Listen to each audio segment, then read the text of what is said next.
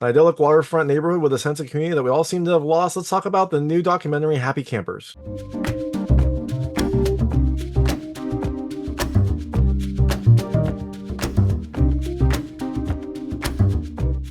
Hi everyone, it's David Stark from Watch Your Pass, and I'm here to talk to you about Happy Campers, which is coming to theaters on August 7th, 2024. It has kind of a staggered release. It's coming to a New York theater on August 7th, 2024. It's coming to a Los Angeles theater on August 21st, 2024, and then it's coming to digital on demand on September 10th, 2024.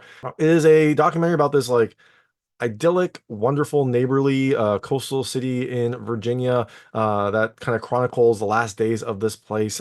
Is this movie worth your time? Well, my hot take is I was kind of between a pass or a watch later. I think I'm going to go pass on this, but it pains me to do this. This is a beautiful film. It is a lovely story. It has some really beautiful cinematography, some amazing music, just a really kind of lovely sense of place that this place has. It is just a really kind of beautiful experience. But for me, I didn't really love the film as much because it almost felt like there was no theme. The film is a like look into a summer at this place, and it looks into like various people's relationships, their memories, their stories about how they got here.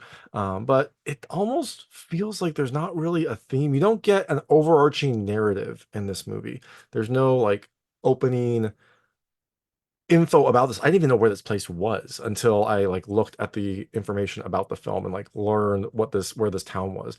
And you also don't really understand the full plight. It kind of comes up in the film, but you don't understand the full plight. You don't understand what is actually happening here. All you know is that it is going to be shut down, which you learn about halfway through the movie. And so for me, it felt like there was not like an overarching narrative to this movie. It felt like just a bunch of home videos, which are interesting, which were fun, but it felt almost like the movie just kind of like moved along at a slow, lackadaisical pace, which is kind of the idea of this settlement. So I guess that makes sense. But I think I needed some more drive, some more information, just a better understanding of what was happening to really kind of frame what these conversations were and what was happening in the movie. So I ultimately I think my recommendation is to pass on it. But you know what?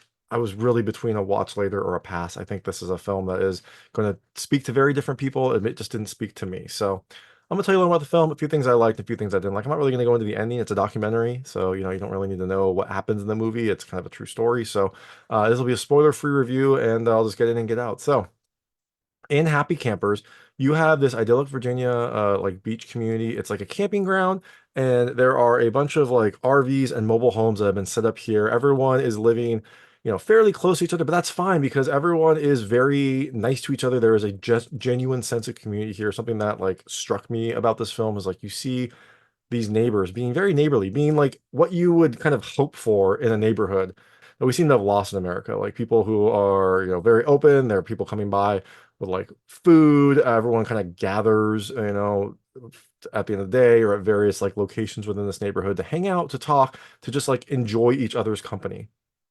And this whole experience, this place that people have been coming to for years and years and years, for generations, even some of them, is going to be shut down.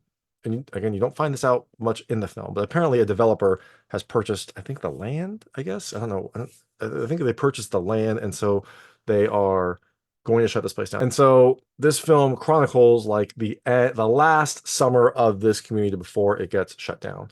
So things I liked about this movie. The first, I love the music. It is beautiful. Everything about this film from like a filmmaking perspective is beautiful, and the music is no exception. It is gorgeous. It is like idyllic. It definitely helps to frame some of these scenes, some of these beautiful like Americana type scenes, and it really gives you a sense of like wonder at this place and a sense of community of this place. The second thing I love the cinematography. It is beautifully shot. It has some really lovely scenes. Some scenes. There's one scene where there's like night fireworks that just pops off the screen, and it is beautiful. There's a lot of scenes where you get to see the views of the ocean and the views of how these people live, and it is very, very like lovely. It is very kind of welcoming. It is a place that you want to go and visit. And the last thing I love, kind of similar to all that, the setting. It is just a really lovely setting for this film. It is a very nice community. It feels like a community that is very welcoming, very open.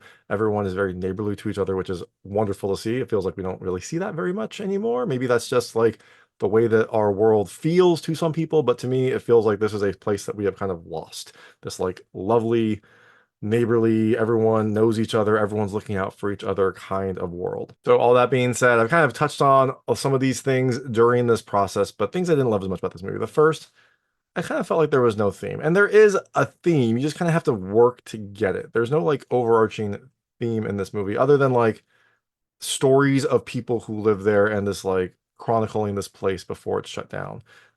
So I wish I just wish there was a little bit more communication. Like I would have loved to know where this place was and maybe have some scenes of like how we get here and what the underlying issue is, like how can this place be closing down, things like that.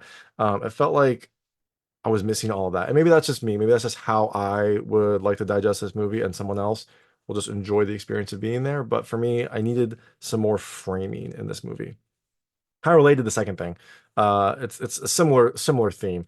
Uh, no pun intended. It felt like there was no story here, and there was a story. Like there's story here, but it feels like there was no overarching story. Kind of related to the theme. I didn't know where this place was. I didn't know what was going on. I didn't know how this place could close. Like I just wanted some more information. Like, do these people, like, they all said that they bought this land or that they bought these places. Did they just buy the physical, like, campers, the physical homes and, like, rent the land that they were on? Did they just buy those homes and there was some sort of easement that they could use that land as long as it was owned for a certain amount? Like, I just didn't know how this could work. How could, like, a developer close this place down that had been operating for decades? And that would have been interesting information to me. That would have been something I would have appreciated, just like know how this all came about. So, again, it feels like a very leisurely look into this world, but for me, I just needed some more framing overall. And that kind of leads me to the last thing I didn't love as much about this movie. It feels kind of like a series of home movies. Again, because there's no underarching theme that was easy for me to gather. It's a series of interviews, it's a series of moments, it's a series of experiences in this place.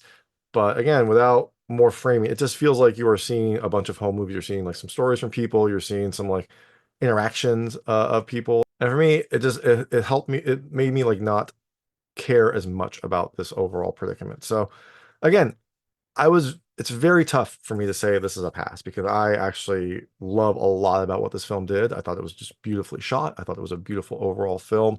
It was really between a pass and a watch later. I think ultimately it's going to be a pass for me. So that is Happy Campers. It's coming to theaters on August 7th, 2024, and then digital on demand on September 10th, 2024. If you check it out, let me know what you think. You probably will disagree with me. I don't know, maybe you won't, but you'll probably disagree with me. And I'd love to hear it. And thanks so much for watching. If you like this review, please like and subscribe to this channel. It helps me out a lot. Make sure all my new content goes straight to you. Thank you.